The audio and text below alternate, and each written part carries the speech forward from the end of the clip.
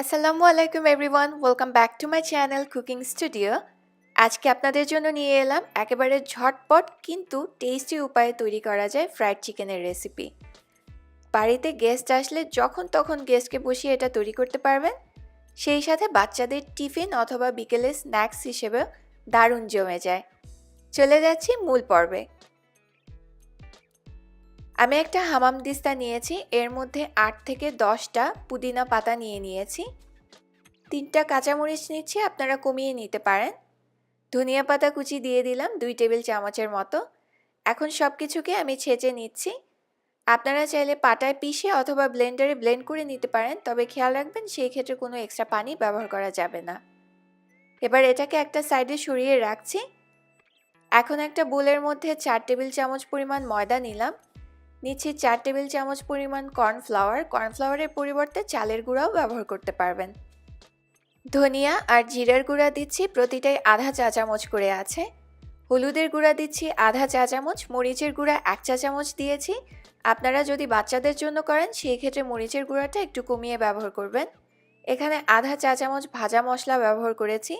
আমি সমপরিমাণে দারচিনি, এলাচ আর লং একটুখানি ভেজে গুঁড়া করে সেখান থেকে আধা চা চামচ ব্যবহার করেছি। আদা আর রসুন বাটা 1 চা চামচ করে আছে। লবণ দিচ্ছি আমি স্বাদ মতো। সেই সাথে 1 টুকরো লেবু নিয়ে পুরোটা রস দিয়ে দিচ্ছি, প্রায় 1 চা চামচের মতো হয়েছে। আর কিছুক্ষণ আগে যে আমি ছেঁচে রেখেছি ধনিয়া পাতা, পুদিনা পাতা আর কাঁচামরিচ, সেটা দিয়ে দিয়েছি। 1 চিমটি রং দিয়ে দিচ্ছি, আমি রেড ফুড কালার ব্যবহার করেছি। রংটা ব্যবহার করা একেবারেই অপশনাল, আপনারা চাইলে নাও দিতে পারেন। সব কিছু প্রথমে মিশিয়ে নিচ্ছি। এবার দিয়ে দিচ্ছি একটা ডিমটাকেও মিশিয়ে নিচ্ছি। এখন একটু নর্মাল টেম্পারেচারের পানি দিয়ে গুলে আমি একটা ব্যাটার তৈরি করব। একবারে অনেকগুলো পানি না দিয়ে একটু করে মেশাবেন, এতে করে ব্যাটারের কনসিস্টেন্সিটা ঠিক থাকে। আমরা সাধারণত বেসন যেভাবে গোলাই, এটা তার থেকে একটু ঘন করে গোলাতে হবে। ব্যাটারটা গোলানো হয়ে গেছে। এবার এই পর্যায়ে এর মধ্যে কেটে ধুয়ে রাখা চিকেন দিয়ে দিচ্ছি। আমি এখানে আধা কেজি পরিমাণ চিকেন ব্যবহার করেছি, আর চিকেনটা রেগুলার কাট করে কাটা আছে। যেগুলো তুলনামূলকভাবে একটু বড় টুকরো, আপনারা চাইলে ছুরির সাহায্যে একটু কেচেও নিতে পারেন, এতে করে মশলাটা ভালোভাবে ভেতরে ঢুকবে। ভালোভাবে মাখিয়ে নিচ্ছি।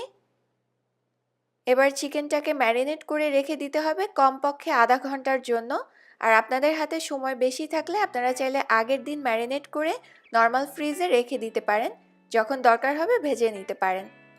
আপনি যখনই চিকেনগুলোকে ভাজবেন খেয়াল রাখবেন প্রতি টুকরোর চারিপাশে যেন এই মশলার আবরণটা দিয়ে মাংসটা ঢাকা থাকে। এতে করে ভাজলে চারিপাশে একটা ক্রিস্পি লেয়ার হবে, আর খেতেও অনেক টেস্টি হয় তখন। এবার ডুবো তেলে ভেজে নিচ্ছি। আর একবারে অনেকগুলো চিকেনের টুকরো একসাথে না ভেজে অল্প অল্প করে ভাজবেন, এতে করে চিকেনটা আর সহজে পানি ছেড়ে দেয় না, আর চিকেনটা একটা আরেকটা গায়ে লেগেও যাবে না। খুব বেশি আঁচে না ভেজে মিডিয়াম টু লো আঁচে একটু সময় নিয়ে ভাজার চেষ্টা করবেন, এতে করে চিকেনগুলো ভালোভাবে সিদ্ধ হয়। আমি প্রায় এক পাশ 6-7 মিনিটের মতো ভেজে নিয়েছি। এবার অন্য পাশ উল্টে ওই পাশটাও ভেজে নিচ্ছি। আপনারা চাইলে উল্টানোর সুবিধার্থে 2 চামচেরও ব্যবহার করতে পারেন।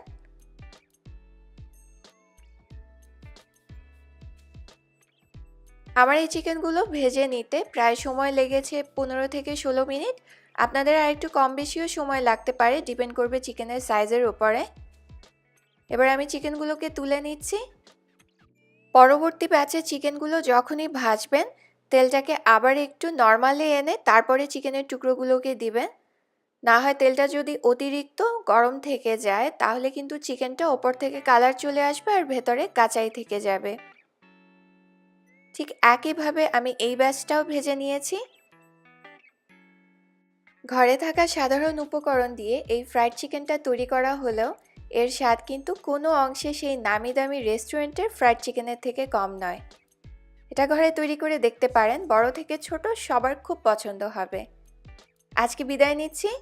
আর যারা এখনও আমার চ্যানেল সাবস্ক্রাইব করেননি তারা আমার চ্যানেলটা সাবস্ক্রাইব করবেন, সাথে বেল আইকনটি ক্লিক করবেন, এতে করে আমি কোনো রেসিপি আপলোড করলে আপনারা সাথে সাথে নোটিফিকেশন পেয়ে যাবেন। ভালো থাকবেন সবাই। আল্লাহ হাফেজ।